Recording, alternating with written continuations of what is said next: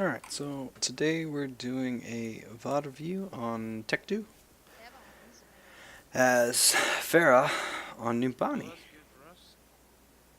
Alright, checking out the enemy team, seeing what they're rocking. Might have issues with the McCree. We'll have to see. What else is your comp though? Alright, so, good that buffered. So, Winston Rhine, Moira Mercy, Tracer, Pharah. So this comp is not actually that great, and the main weak points for it is like you've got Ryan and you've got Moira. So Moira is really good for big groups of heals. Like if you're running like Orisa, Hog, Junkrat, Soldier, all these people are going to sit behind a shield and spam. But she doesn't have long range heals, so she's not really going to be useful against with the Winston heals unless he jumps back for healing. She's really not going to be useful for the Tracer, and unless you hover really low, she's not really going to be that great for you. So unfortunately, a lot of Moira mains don't know when Moira is good and when Moira is not so good right now. So you also just get a lot of people who just only want to play Moira if they're going to have to play support, which is fine.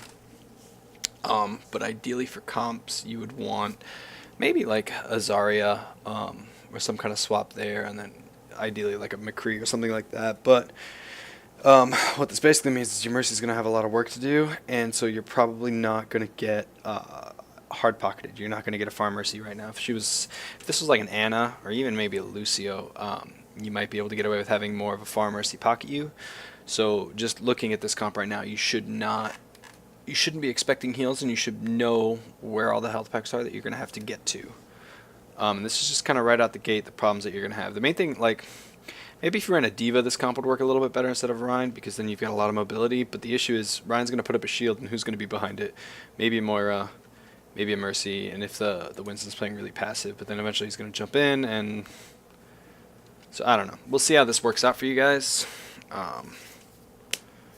There's just some comp synergy, but we're mainly focusing on you as Pharah. But these are just things you have to take into account before you even start the game. Like, how am I slotting into this team? You know, am I the main damage dealer? Am I the flanker? Am I supposed to keep down the Widow if they have one? Things like that. You just kind of have to work out what you have to do in order to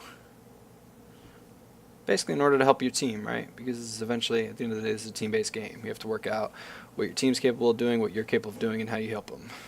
Alright, Junk Trap out of the gate. Get rid of it. Ease peas. They are pushed way up. Nice, easy pick on the McCree. Unlucky hitting the sign. That's fine. So they have a Diva, they have a Junkrat, they have a McCree. Your Tracer just got brought back. She got destroyed. Alright, you don't want to go in here. First mistake number one, right? I don't know if earlier you noticed it, but when you were floating up above the bus, you could see the Diva's missiles going off. So you know Diva was up here, and then you also saw the Junkrat spam from up here. So right now you're going into this tiny little doorway, right, against a Diva who's going to just right-click your face and you're going to do nothing, and a Junkrat who's just going to left-click into here. The grenades are going to bounce everywhere, and odds are you're going to die from this. So you get trapped, and your Moira saves your butt. Holy crap, do not think about going back in there. Alright, yeah, go left. That's fine. That's a good flank as Pharah. That's kind of where you want to go. You either want to go main or left. Nice direct. Nice. Good finish off on the Junkrat. Right? You just dropped 2 on your team, though. So this is going to be kind of bad. Yeah, you might want to leave. Alright, so they've got a Mei, too, which is interesting. Your Ryan's over here. Yep, you're going to need the health pack, because like I said, Moira's not going to... She's not really going to be able to heal you when you're floating. You have to go to her for healing. Unless she happens to throw out a ball towards you. But then because you're up in the air, it's going to fly by you once and maybe do healing. Alright. So with that concussion mine, I can see you're trying to knock Diva off the high ground. But since she's got boosters, that's kind of a pointless boop. Because all she'll do is just hold shift, fly right back up, and then you're at square one. And you both have your abilities on cooldown, but hers is a lot shorter than yours. If you had things like Soldier, Genji, Ana... things that don't have a lot of high ground mobility, good idea to boot them off the high ground so you can pick them while they're down here. If it's like Genji, Diva, Winston, you know, anything that can like climb these walls, there's no point. You're just going to waste your cooldown, and you could use that to either move yourself if you really need to go in and help your Winston, or to move like if that Hog was up here, that's someone you'd want to bump off. Deanna's up here.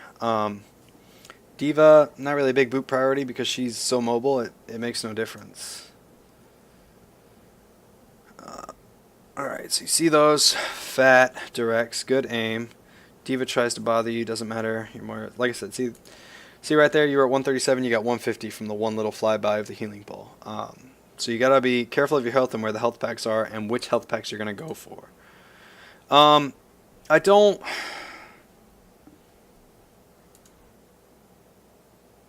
That wasn't necessarily the wrong call to go for that Mei. But up on the high ground behind you, you had the McCree. And of the two, I would rather destroy a McCree first and then a Mei.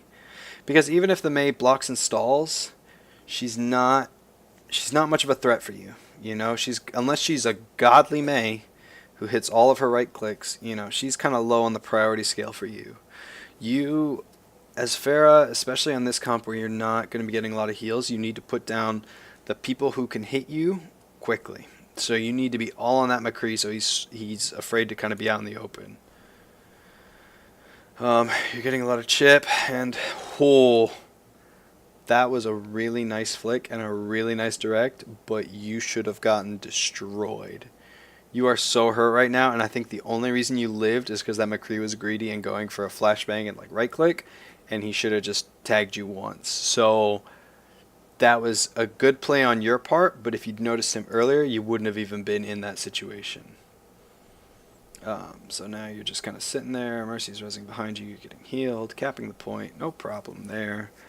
It's all in all not bad play. I don't know why your Mercy didn't fully top you up, but payload will, so you're alright. Alright, get some height here. Focus the Diva since she's out of position. So yeah, see this McCree? When your Winston dove him, you needed to go with your Winston. You could... as Pharah, if you look straight down and E, you will shoot yourself forward, and you can use that to dive onto the McCree. Another suggestion which I might add is you might want to rebind this or also bind this to right click. It makes it a lot more natural when you're moving around to just kind of look at where you want to shoot your concussion mine and then just right click it. So a suggestion, which is, it helps a lot with mobility instead of trying to fumble with E while doing movement keys and looking and all that. So kind of wherever you look is where your conch mine's going. So you go around, you're kind of getting pocketed, your Winston's way back there, your Tracer's in on that McCree. You boop him, but your Tracer pretty much cleaned that up without you. Unlucky that wasn't a direct.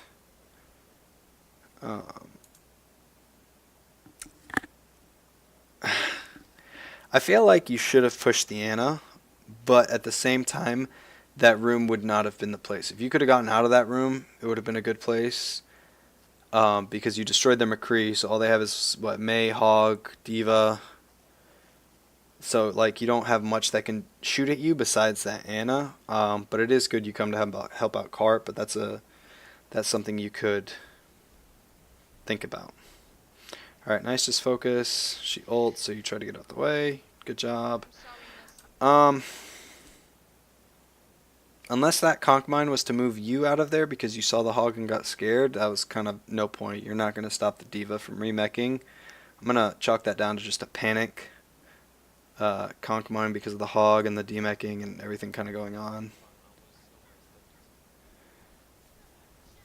Alright, ult the Diva's face, but...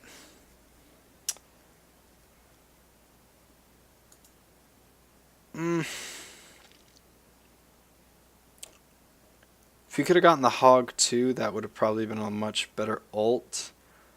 But ideally with this comp, you want to try to save your barrage to follow up on his shatters. Because right now they don't have any shields at all. So the second Ryan decides to shatter, whatever he does hit is going to be stunned. They have no chance of blocking it. So being ready and kind of willing to communicate that with your Rhine, that, hey, I'm going to save barrage for when you slam, let me know when you're thinking about it. That way you guys aren't burning up a bunch of ults. Because, I mean, really, you just traded a barrage for one diva. Not that great of a trade, really, because in 5 seconds she's going to respawn, but you're not going to have your ult again in 5 seconds. So just try to right now, the difference I would say between you and going up to like diamond would be ult economy. And ult economy is something that like all the way up to the top is going to be something you're going to work on, but you need to use your ults and use them wisely. You know, it's not always important to get multiple picks, but that diva is probably going to die anyways because she was right on your cart with just the hog backing her up. So the other thing that you could have done was the Ana was down here, just kind of healing up her tanks, and you could have dove her and stopped their heals, because I don't think they have a second healer right now. If I'm not mistaken. Your Mercy ult's here, which is kind of weird, but alright, so yeah, see that was great. That was a fantastic use of your boop, right? You want to get these non-mobile heroes back off the high ground, and especially when it's easy like that. See? Because now if he wants to get back up, he's either got to go all the way up here, in which case you just spam this and he can't, or he's got to go all the way back around, back up, or back around over here and back up. So great job getting him out in the open and caught out. And then your team is there to follow up on it. So that was a really great play on your part. And that's what you want to kind of save your boops for. You want to use them to either dislodge immobile characters or to relocate yourself. And that's the one thing I really haven't seen you do is, there you go, dive in with that. So you're on the Ana now, that's great. Your Tracer's fighting her with you. Ooh, let's see if you get it. Oh, come on. Alright, good. You might die here, but that's okay. You could have used your Conch Mine to get out, and now they're running counter Pharah. But you really shouldn't be wasting time trying to shoot her down. Unless you are a god of air shots, the enemy, or there's no one else left to kill, you can kind of ignore the Pharah. The only exception to that is if they are a god of air shotting you, and you need to keep your eye on them so you can juke their rockets. But unless you're pretty confident in your ability to take them out of the sky, and or they're really good at taking you out of the sky, leave them for last. That's kind of the rest of your team's problem, because you're unreliable at best at dealing with a Pharah as a Pharah, especially with you both floating around. The caveat to that, I'd say the one exception, is if you want to distract their Pharah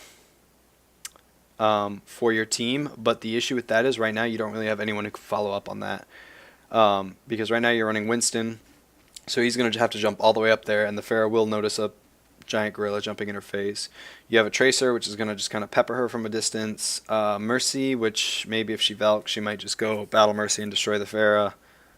Rhine, if he hits a fire strike. Moira, if she decides to kind of stay on her, but if she's doing that, she's looking up and away from her team, so she might miss some heals. So it's kind of hard with the comp you have right now to deal with Pharah, but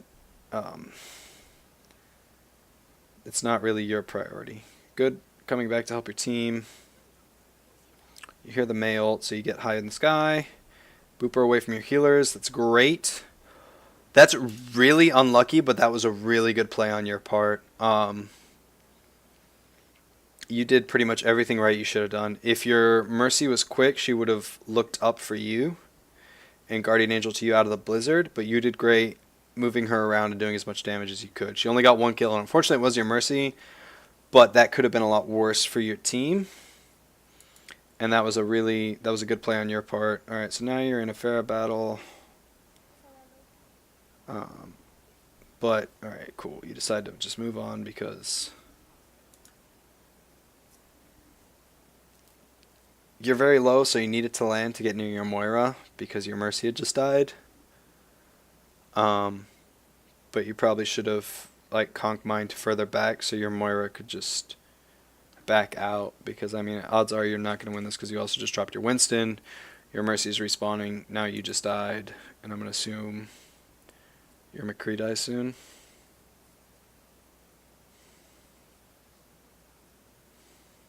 Alright, so now your Ryan just died.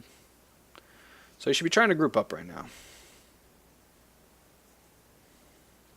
And your Mercy just big feed went in. Tracer gets a big ult here, but you're already down a Rhine and a Mercy, and you gotta wait for them to get back. I would kind of just be playing it safe right now, trying to get your team to group back up. You try to airshot the Pharah, and no offense, but you're not at that level. So, kind of knowing your limits and what you can and can't do, right? If you practice, or if you do a lot of like quick play Pharah v Pharahs and you start getting really good at those, then take those fights. Especially in this elo, even in Diamond, you're not going to find Pharahs who are airshot gods. But there you could have been spamming out the Ana, so she wasted her nade, so she used up her sleep dart, so you kind of distract the Ana. And then if the Ana's focused on you, she's also not healing her team. So you've almost got ult here. Alright. Alright, you save. Not really worth. If your whole team was in like a grav or something, and they were going to get munted by that ult, then yeah, I'd say putting out that much damage quickly is really important, because it would save your team. But there was no other ult to follow that up, so you would have 2-rocketed her, so I don't think she would have gotten many kills. You managed to save it by getting the Ana too, but then you just dropped to Deadeye. So your Mercy brings back your Winston, you demech the D.Va, kill her, now you're on cart. Good job focusing, like I said, focusing who's important to you, right? There, now the McCree's down, so now the Hog has to hook you, or he's going to scatter you from afar, or the May has to right-click you. Both of those aren't likely to kill you in this situation, so you can just float up high and rain down damage, and they don't really have a way to deal with you. Alright, beautiful job focusing the healers here. Alright, but they've got a Bastion. Ugh. There wasn't much you could have done there. If you'd been a little bit higher up, you know, you could have peppered the Bastion from like directly above him, where it's very hard to track because you have to like turn and things like that. But I don't necessarily think that was a bad play. It was a bit, if the directs are a bit cleaner on the Ana, you would have killed her, but that's a mechanical thing, and that comes with time. Alright, so you do know how to use your concussion mine for mobility. You just rarely choose to use it for that. Nice. So you guys did a great job there.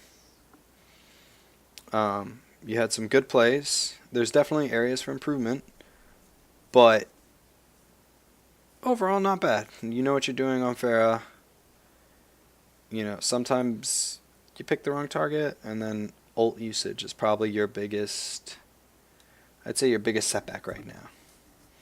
Because if you can get these ults crispy, even if they're not big like 5-6 man, you know, wipes, as long as you're picking the key targets and getting more value out of your ult, I think you'll do a lot better.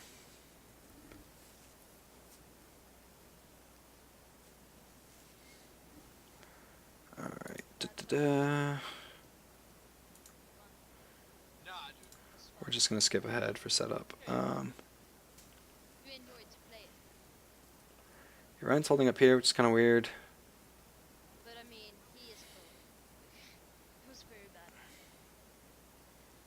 Got a Torb.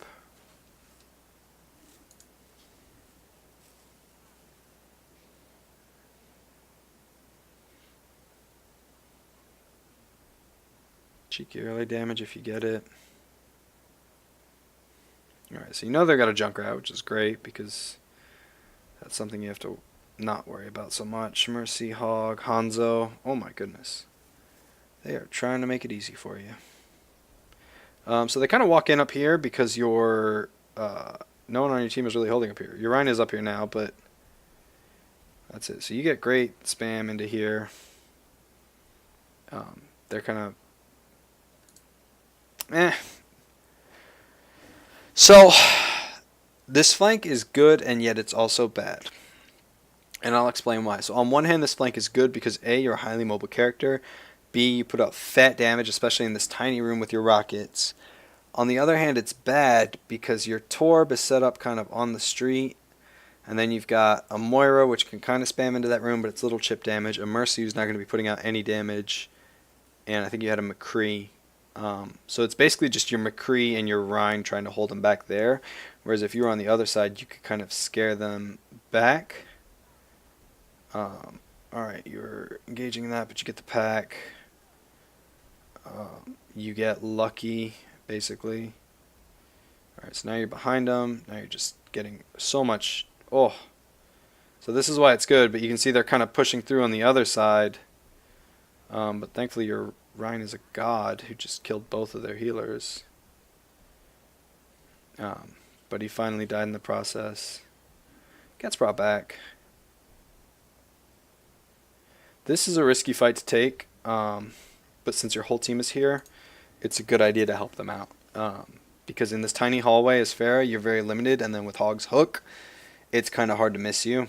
And then his right click is pretty strong in these tiny little hallways where there's nowhere to dodge and things like that. But you had 3 other teammates with you, so it was good to push that and punish the Hog, but just be careful of how many people are with you when you do things like that. Alright, so you go for the same flank again. Not a great... Yeah, not a... The first time you do it, it's good. But after that, they're going to be on the lookout, and then you also did that a bit too early. If you'd waited a bit longer, let them really group up in there, then conk-minded and ulted, you would have probably gotten a lot more value out of it than immediately doing it. Because you just killed the Hog. I mean, their healers were respawned pretty soon, but, you know, they were kind of just sitting there waiting for you. You kind of lost the surprise factor. So they're all up there, and like I said, your Rhine's pretty much alone, and then he gets antied. Ease kill. Your Mercy ults to bring him back. Junk Tire ult. Taken down, which is always nice. Alright, so they're all up there. You just start spamming. Your Rhine drops again, but holy crap, your Mercy is saving him so hard.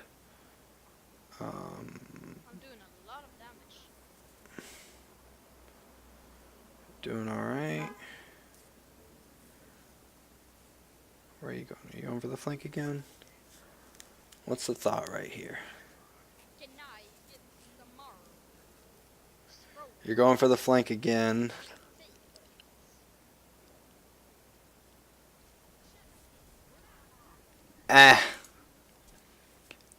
So you can see she's getting rezzed right away. Unless you were really confident in getting both healers, that's not a worthwhile trade, because now you're down a big spammer for this tiny little room, and they can kind of push it a little bit easier because all they have to worry about is the McCree and the Torbjorn. So don't be afraid to flank, but you have to recognize when to flank. And you don't want to flank when they're all just sitting around, because they're going to hear your jets and they're going to find you. You want to flank when A, you have the numbers that your team can handle it without you, right? Because you never want to leave your team, like, if it's just the Rhine and like the Mercy and somehow these two got picked. You don't want to leave them to go for big flanks, because then these two will probably get destroyed, and by the time you show up, well, they're already winning. And then B, when the enemy team is distracted or fully committed. Because if they're still grouping up and things like that, they're going to just be kind of on the lookout, and then here comes Lone Pharah floating in. Easy pick, easy move on, and kind of now they're up a person for this push. But your frickin' McCree is going huge right now, which is saving that from being a big mistake on your part. If they really push that number advantage and your McCree wasn't popping off so frickin' huge. Nice. Battle Mercy going in.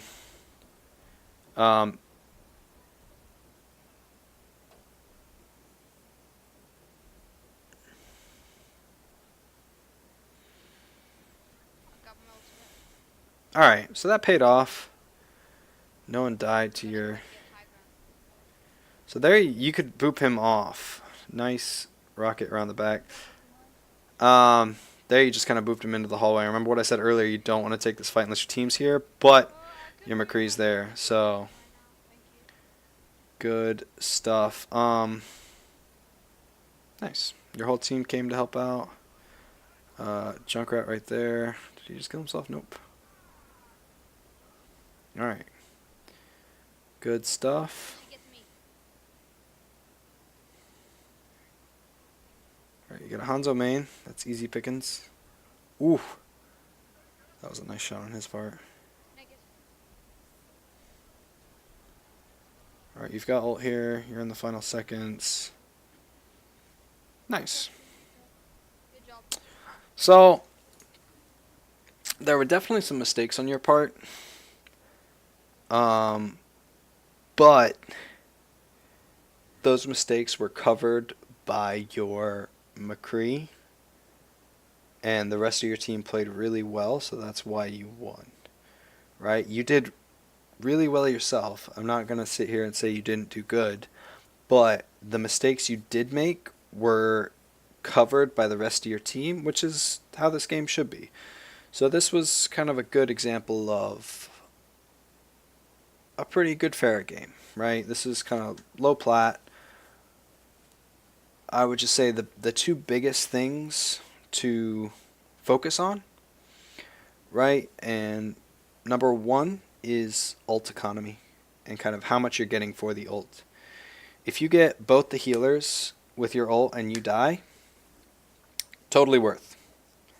They're down heals, and hopefully if the rest of your team is like that McCree or whatever, they can follow up without having to worry about their health going back up. The other thing would be, I guess, knowing when to flank. Yeah, a good flank, and it worked really well, and then you kept trying to force that exact same flank. But you got to realize what made that first flank so good was that A, they weren't expecting it, and B, they were fully committed to that choke. They were not sitting around waiting. So you got to want to make sure that you can recognize the situation and what makes it a good time to flank or a bad time to flank. Never, don't go for Pharah v Pharah battles until you are confident in that, because you're just gonna waste time. But all in all, a great game from you. You've definitely got the potential to climb to at least diamond with those skills. The other thing you've got is that their comp wasn't very anti-Pharah. They didn't have a Zen. They didn't have, I think they only had a McCree for part of that, and then they were running like Hanzo Junkrat, things like that. So recognize when you can kind of be a bit more of a bully as Pharah when they're not rocking your hard counters. You know, if they've got Zen, Soldier, McCree, Widow, Anna, and they're all hard focusing you, that's when you've got to learn to play these angles so that they don't really get a sightline on you. And to get a sightline on you, they're going to have to eat a lot of spam. And Numbani is really great for that because of these high buildings and these tight corners. But you did fantastic. That's how I'll end that one on.